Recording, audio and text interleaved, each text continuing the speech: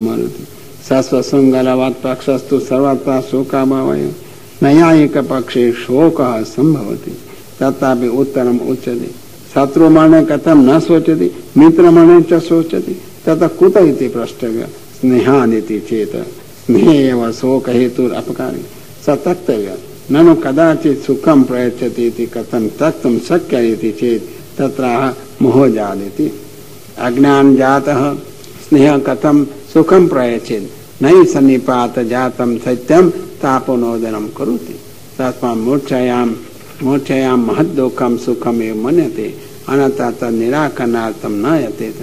फलितमः तस्मात् इति हे अंग वैकल्यम् इन्द्रियाणाम् अंतःकरणं च विकलत्वं केवलं पदार्थ ज्ञानेन जातं तं विदित्य पदार्थ जहि नाशयति अर्थ अयम् एकांशेन अपि स्थितः पुनः दुःखं दास्यमीति भावः मध्ये राजा संकते कथं तो अनाथ इति रक्षकरहिता वने ही रक्षा अपेक्षते विषयाभावात् न कृपया यस्य च आश्रयं कुतवन्त तद् नपुंसकम् अचेतनमिति उत्तरमः काल कर्म गुणादिनिति किं तमेव रक्षक तत्र न तिष्ठति इति शोकः अहोस्वित् रक्षक मात्र भावात् तत् आद्यं निराकरोति तम रक्षकेति पक्षस्तु अयुक्त राजशब्दस्य देह वाचकत्वं न एकेन ग्रहेण ग्रहान्तरं रक्षितुं शक्यते किंच व्यवहार अनुसारेण अपि रक्षकत्वेन अन्यादेन कथं रक्षेत् अयं देह कालादेन काल प्रेरणा विना कथं रक्षेत कालस्तु निमित्तमिति अस्मिन् पक्षे अपि कर्मादिन काल प्रेरणया यत् कर्म कृतवान् तत् फलभोगस्य आवश्यकत्वात् कर्मापि निमित्तम् एव च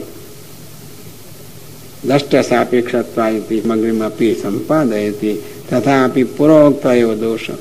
अन्य यथा अन्यन्येव स्वभावभूता ते गुणाः अतः त्रिदोष व्याप्त स्वयं च पंचबुद्ध विकार भूतानि तु भक्षकानि आत्मेव भक्षिता सर्पग्रस्त अजगर गलित परम बहिः स्थितम् अतः त्वां धृतराष्ट्र शोचेन वहति न तो त्वं धृतराष्ट्र इत्यर्थ भक्ष भावस्तु न संकनीय सर्वतैव भगवता भक्षं क्लुप्तमिति वदन् कोऽपि रक्षको नास्ति इति पक्षं दूषयति अहस्तानीति आदौ स्पष्टव्यत्वेन जीवा एव उपस्थिता तेषां सृष्टिनां देह निर्माणेन तत्र प्रविशन् तत उत्तरत्र वृक्षाद्यार्थम् अन्न सर्गे कर्तव्ये जीवातिरिक्तं च अलभ्यमान सर्वमेव अन्नमतारं च कृतवान् तथा सामान्य प्रकारो विशेष च सामान्य लौकिकं विशेषो वैदिक तथा सामान्य प्रकारेण विवर्तमः अतस्तानि सहस्तानामिति च उपलक्षणमेत बलवतां दुर्बलं भक्ष्यं तद्बलं क्रियेति हस्त पादो क्रियायां करणेति तयोर्ग्रहणम् सहस्रा अपि अहस्तानां भक्ष्या भवन्ति अतः मनुष्य अजगरादिनं महान्तो अपि फाल्गुनं भक्ष्या तो बलाभिप्रायेण एतद् उक्तं प्रायेण अभिप्रायेण वा अहस्तानि मत्स्यादीनि पहत्यानि तृणादीनि तैवाधिष्ठानं नास्ति तदेव नास्ति भावे वा घटादेरेव न भक्षता अतएव भगवता सर्वत्र भक्षं क्लप्तमिति न चिंता कार्य निवार फलादेव अपि अन्ये सत्वात् ननु कथम एवं भगवान करोति स्वसृष्टि अन्यं खादयति तत्र तदिदं भगवान इति वैषम्य निर्गुणेन भगवतो नस्तः स्व आत्मनमेव करोति इति तदा इदं जगत् भगवान तत हेतु तदिति अस्मात् कारणात् सर्वस्वं भक्ष्यं तस्मात् न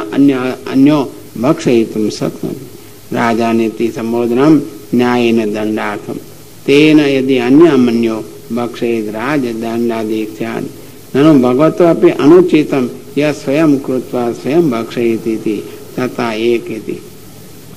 सृज्यश्च अष्टो अभेदात् सुष्टानाम् अपि च ननु एतदपि अयुक्तम् आत्मानं भक्षयति इति तत्र आत्मेति सतति व्याप्नोति आत्मा सर्वमेव व्याप्नोति इति बहिस्थितम् अन्तर्प्रविशति स्वस्मिन् एव च स्वयं अन्तर्बहिः भवति इति वस्तुवृत्तम्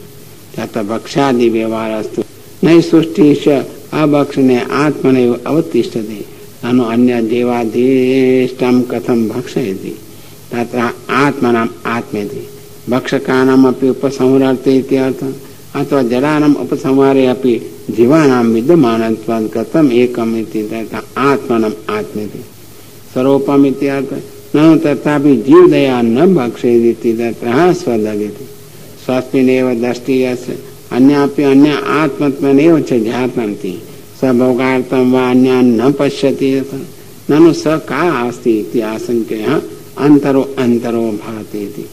अंतरम अंतराच बाह्याभ्यंतर भावेन स एव भाति इत्यर्थः स सर्वत्र भक्षकत्वेन उपस्थितः इति उपदेशं वेद प्रकारेण फलपरिवर्षितं तन्मन्यमानाम् आह पश्यन्तमिति तमे सर्वं सर्वत्र भासमानं न पक्ष्यम इत्यर्थः ननु एकस्य कथम् अनेक प्रकारकत्वं तथा मायो अवरुदेति माया प्रतिरूपत्वेन उक्तत्वान् ततः संबंधो जलचंद्रवत् अग्निवत् अनेकदा भाति इत्यर्थः एवं रक्षकत्व भावम् आशंक्य